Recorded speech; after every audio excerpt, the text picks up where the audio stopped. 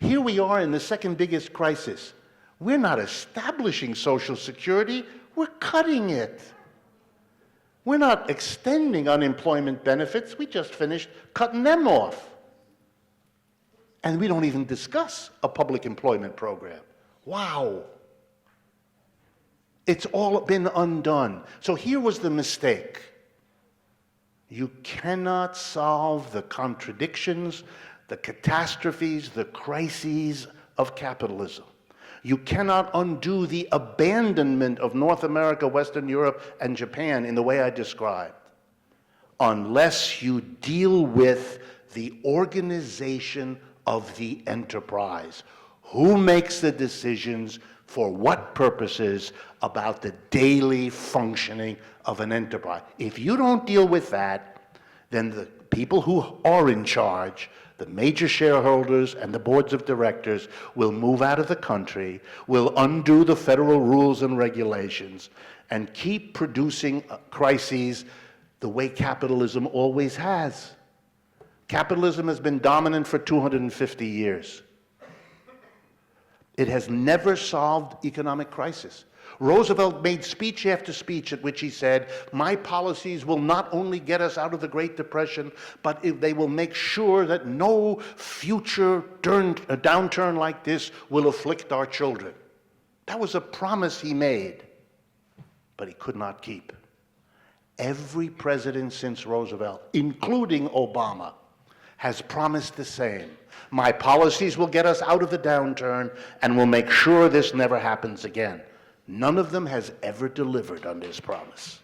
They can't, because to deliver on that promise, even though I don't understand it, means to undo the system that presents us with the problem.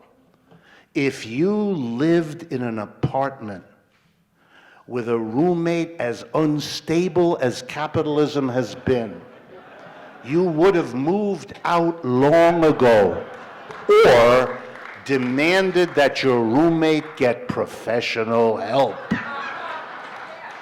Why do we accept to live in a system that works this way?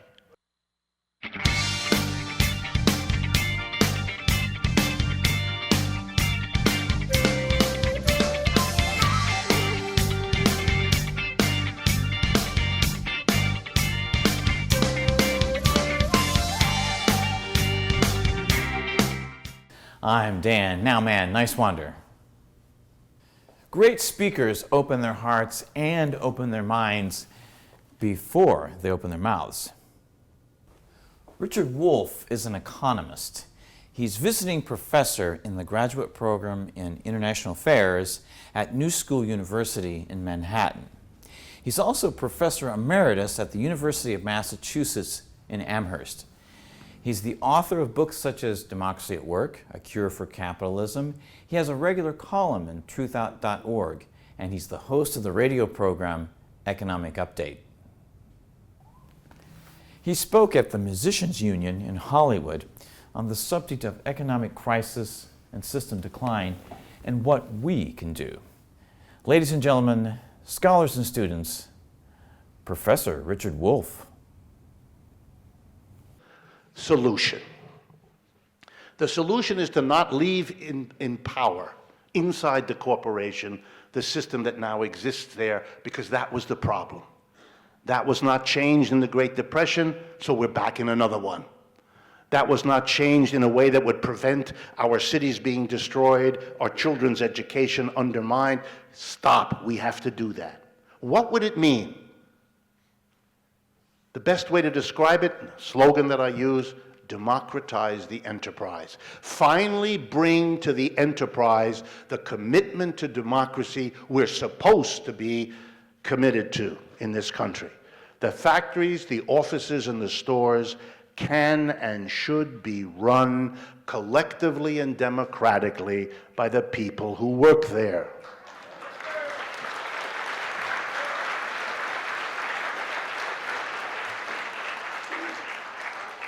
In planning my talk, I presumed you would be, by this time, if I'm any good at this, somewhat persuaded that this is a good idea. But what you would be skeptical about is how to do it, how it would work. So that's what I want to finish with.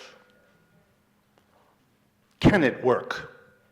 Of course it can work. This is not some idea about a fanciful future utopia. We're talking about democratizing enterprises by doing in the general typical enterprise what has already been done in many enterprises around the world. So we know how to do it because we know it's been done and it has succeeded. It has succeeded. Here in California, there are all manner of worker co-ops in the north, in the south, and in the middle. And they're all across the United States, and they're all across the world. You don't have to wonder how to do it. Just study the way they've managed it. These are your fellow American citizens. Oh, well, then the question is, gee, yeah, but that's true. Maybe you know about the Arizmendi bakeries up in the Bay Area, some of you, who are organized this way, a group of 5 bakeries around the Bay Area. But these are small enterprises. I get that all the time. These are small. I find this very strange. I could say to all of you, you know, once upon a time, you were small. Yeah, but then I grew. So this is not very exciting. Do small companies get larger? I think so. For example, in the transition from feudalism to capitalism, every capitalist enterprise that emerged in Britain or Europe at the transition was, guess what? Small. 1 capitalist, 3 workers. 1 capitalist, 6 workers. 1 capitalist, 9 workers. Today, General Electric, 200,000 workers. Isn't that marvelous? They went from small to large. Guess what? Worker co-ops, likewise, go from small, which is how they begin, like you, and then they become larger. Let me give you an example. In Spain, in the Basque country of northern Spain, right below the Pyrenees Mountains, in 1956, there was a Catholic priest. Interestingly, his name was Father Arizmendi, which is why those bakeries carry that name in the Bay Area. They're after this priest to honor him. He's a priest, a regular Roman Catholic priest in this area. It's an area of unbelievable poverty, decimated by the Spanish Civil War of the 1930s, followed by the World War II. And the workers in that area complained to their priest, and they said, if we wait for a capitalist to come here and hire us, we'll die of old age. Right, said the capitalist, why wait? Let's set up a cooperative enterprise. We'll be our own employer. We don't have to wait. So under the protection of Father Arizmendi, and therefore of the Catholic diocese in that area, the workers began to set up co-ops, run democratically. Today, they did it in the little town of Arrasate, that's the Basque language, they have their own language, Arrasate-Mondragon. Today, the Mondragon Corporation, the successor, employs over 100,000 workers. It is the 7th largest corporation in Spain. It is immense. It demonstrates that a little cooperative can become a big one, that they will have some troubles along the way, just like capitalist enterprises do as they grow larger. But there's no problem here. Mondragon is a very successful corporation. It has grown so large by outcompeting capitalist enterprises that didn't do so well. So for those of you that are worried, a co-op can't compete, they can, they did, and they won. Wow. They're so successful they have their own university, Mondragon University. They have their own bank. And they have their own R&D labs, high-tech labs, that are so advanced, these worker co-op labs, that are organized as co-ops themselves, that 2 American corporations pay Mondragon so that their scientists can work alongside the Mondragon scientists in the Mondragon labs. And I thought you might be interested in what American corporations are paying money to a worker co-op. General Motors and Microsoft. Oh, didn't know that, So many things of this story. What would be the effect of democratizing a workplace? I'm going to end with that because this is sort of delicious. Suppose a Boeing corporation, just to pick one out of the hat, comes to a state, I'll pick another one, in Washington, just for the hell of it. Suppose a Boeing comes to Washington, or for that matter, a Boeing comes to the International Association of Machinists, both of which have been happening. And the company says what companies like this love to say: you have to give us, to the state, billions in subsidies, or else we're leaving.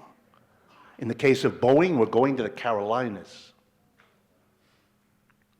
And the state caved in, and the state of Washington gave them billions. And as soon as that deal was done, they turned to the union, and you have to give us concessions, or else we're leaving. You have to give up your pensions, or part of them, and you have to give up your benefits, and you have to work more hours, and you have to give up the rule, the usual. Now, suppose the workers in that enterprise understood what we've been saying for the last hour and a half. Then you might have the state or the union turn to that corporation, Boeing, and say in response to that threat, leave. Go. We don't need you, and we don't want you. But we got an interesting thought for you to take with you. When you leave, we, the workers, are going to stay here, and we're going to work with these machines, and we're going to work with these plans, and we're going to produce these outputs, and we're going to run around the United States saying to people, you can, of course, buy from the company that abandoned its workers, left the community, tried to make Seattle look like Detroit, etc. Or you can buy from us, the folks who stayed, who kept the factory going, who kept those workers working, who kept the taxes flowing into Seattle from workers in a successful company. You choose which way. Imagine unions in America going to all the companies threatening to leave and say, go, bye-bye. But please understand that when you produce underpants in Bangladesh, we will be producing underpants here. And we'll be going around saying, what do you want closer to you? Something made by people who stayed, or something made by a company that left? Wow. Imagine a local politician being confronted. You know, you can support us who are keeping this workplace going, who are keeping the jobs here, who are keeping the revenue flowing, or you can support the company that abandoned everybody. Which way you think the local politician would dare go? And for those of you that are worried about details, what if the company won't share its blueprints? What if the company won't share its patent, its trademarks? What if the company... Stop. You don't have to worry about that. That fight is being fought out now here in California. And I want to point out what a heroine Gail McLaughlin is. She's the mayor of Richmond, California. And she's making a pioneer effort to use the law called eminent domain, the right under American law to take property for the community's well-being, and the owner of the property is required to sell, and the city is required to pay the market price. Now you're going to enjoy with me. What does the city then have to pay? The market price. What is the market price? The price that the companies have insisted on for decades. The price that they make as low as possible to keep their tax bill down. That's the market price. That's what the city will pay. If there were a movement in the United States, something like the CIO, the socialists, and the communists in the 30s, we could take major steps to democratize our enterprises.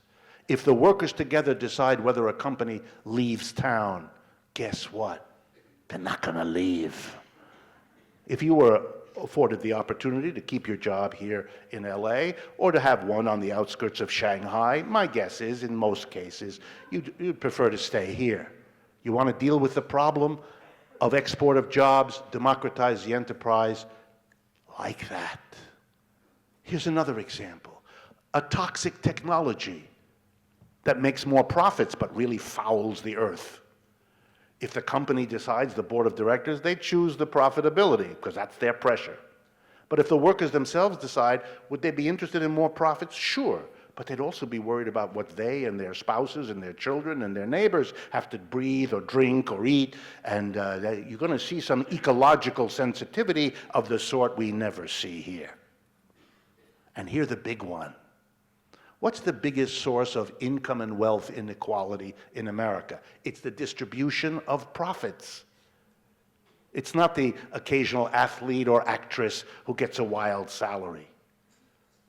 It's the way we distribute the surplus, the profits. In a modern corporation, remember I told you we'd come back to this. In a modern corporation, the board of directors decides how to distribute the surplus.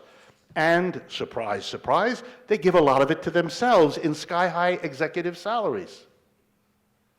Suppose the distribution of the surplus were decided democratically. You think the workers democratically would decide to give 4 or 5 individuals everything while everybody else has to borrow to put their kid through college? Unlikely. You want to do something about inequality? Let's not have the umpteenth war on poverty by the umpteenth president, none of which work. We're in the 50th anniversary of Lyndon Johnson's war on poverty, and we got precious little to show. You want to do something about inequality of income and wealth, then don't keep inventing laws and rules to redistribute the wealth and the income. Don't maldistribute it in the first place. Then you won't have to have a debate about which is the better way to redistribute. Don't do that. Don't allow it to be distributed that way in the first place. And a democratic distribution, and what am I asking for? All the workers together produce the profit by their efforts. Nothing would be more obvious than to let all of those who contributed to produce them decide what to do with them. Not only would it undo the inequality that tortures us as a nation, not only would it realize democracy, but it would mean we had finally outgrown and overcome the capitalist organization of enterprises that explains the rise, the decline, and the crisis of this system. I am a critic of capitalism for all of these reasons. What mystifies me most is how anybody can have any other perspective.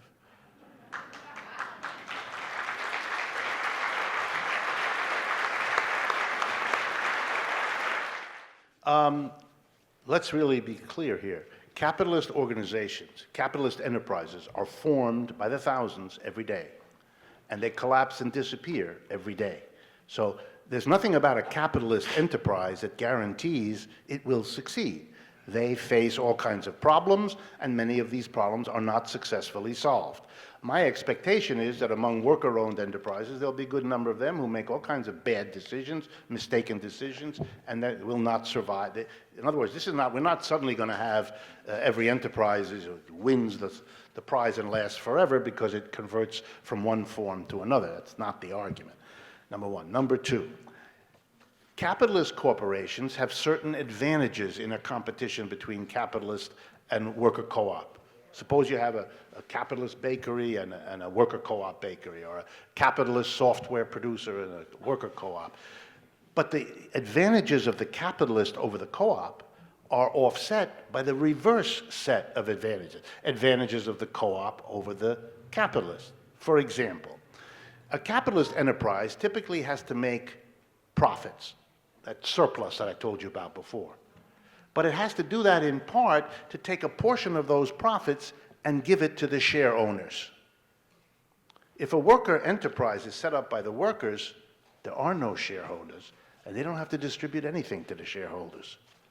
So they have a portion of that surplus available to redevelop their company, to become more productive, to invest in machines, to do all kinds of things with money that would not be comparably available to a capitalist enterprise.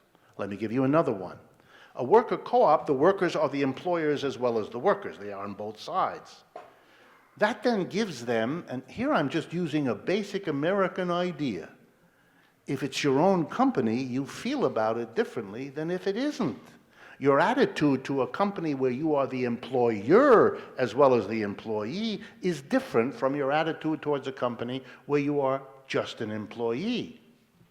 That stapler you notice on your way home last Friday might be, of course, no one in this room would do that, but other people might snatch that stapler, stick it in the back of their coat, and have another stapler for use at home, and then be amazed next Monday to discover a missing stapler, right? But if it's your own enterprise, what are you doing? This is going to be understood in a different way. So in other words, your attitude, and that includes your noticing a better way to do something, because it's your own company. If you make the company more profitable, you gain. If you make the company more profitable and you have an employer, they gain. You may not gain at all. So when you put it together, it turns out, not that the balance is so clear, but it's a different set of incentives, a different set of advantages that a worker co-op has, and those give it a certain competitive edge, even as the capitalist enterprise has a certain greater competitive edge. Capitalist enterprise doesn't like a worker, you're fired. A worker co-op, the relationships there are much more complicated. You don't just fire people.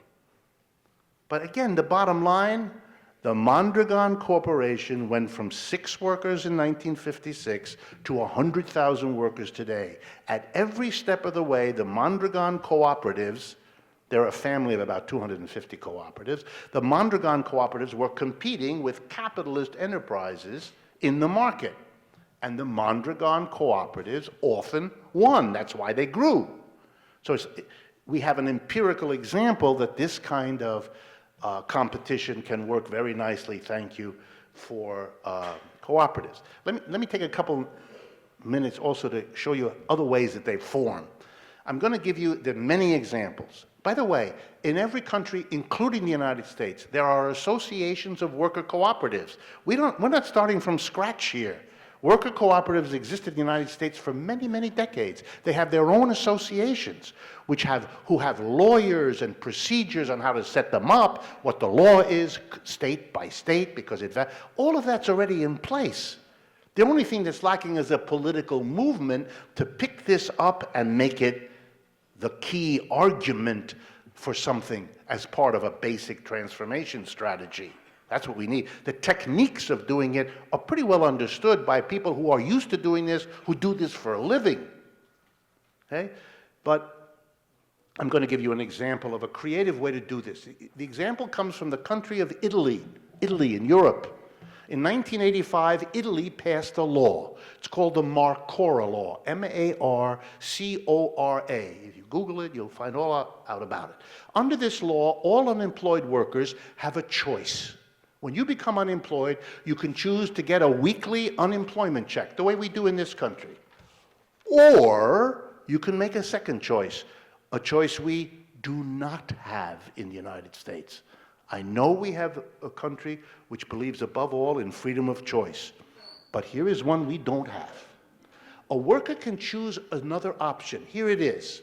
If you can find 9 or more other workers unemployed like yourself, and you can get them all together, and you all ask for the same thing, the government will give you all of your unemployment checks up front right now as a lump sum. You don't have to wait. You don't have to wait they'll give it to you all right now. But on one condition, the money they give you, the bundle, the lump sum, which is many thousands of dollars for each worker, has to be used as the startup capital for a worker cooperative enterprise. Italy is the country in Europe with the most worker cooperatives, and there's no mystery why that is. Just think, a program to combat unemployment that doesn't put the unemployed man or woman on a weekly dole, so for months at a time they can use up whatever savings they have, become an unwanted burden on their family and friends and neighbors, lose contact with their employer, lose their skills, and you know the sad rest. Instead, you say to the workers, here, don't lose any time. Start up your own business. And guess what? Those workers have a real strong incentive to make that business work. It's their hope, it's their future. And if the business doesn't work, you can't get unemployment, you've already had it. So in a sense, it was a kind of challenge, and then the government provided technical supports, low-interest loans to help these businesses go. It was a way to transform the disaster of unemployment that falls on a person into the opportunity to become part of a collective enterprise that could transform your life, and has done so. So that despite the effort of the capitalists of Italy to destroy this law, and they've made several efforts, they have not been able to do it. It's still on the books of that country. So there are many, many such examples of how to do this. I know I've taken a little extra time. Here's my final point. It's the same one with which I began. There's an overwhelming crowd in here. There are people outside, there are people standing in the doorway, there are people standing up who haven't got a chair. This is now happening to me, as I told you, for about 1.5 to 2 years. American people across the board understand what I'm talking about, sympathize with it, and want to go. We have everything in place for real change to begin to happen. All it takes is to take that next step from understanding it and feeling it, seeing it, and now producing the political power of organized people to realize these changes. I know part of what I've told you is depressing. You've had to face a reality about a system you live in and upon which we all depend. But I want you to go away with a sense, as I have it, that we are at a time of momentous political possibilities, the likes of which I have never seen in my life before, from the time I was born in Youngstown, Ohio, to this minute. I am enormously optimistic and positive about what is now possible that I never dreamed until a few years ago I would see in my lifetime. So believe me, I take from this meeting the fact that you are all here and have made yourselves felt. If I have helped you to understand anything, if the radio programs that I do for you, if the websites we maintain are useful, and I urge you to make use of them, they're free and available to you all the time, then know that you really are now part of a social wave, and help it as it helps you live a better life. Thank you very much.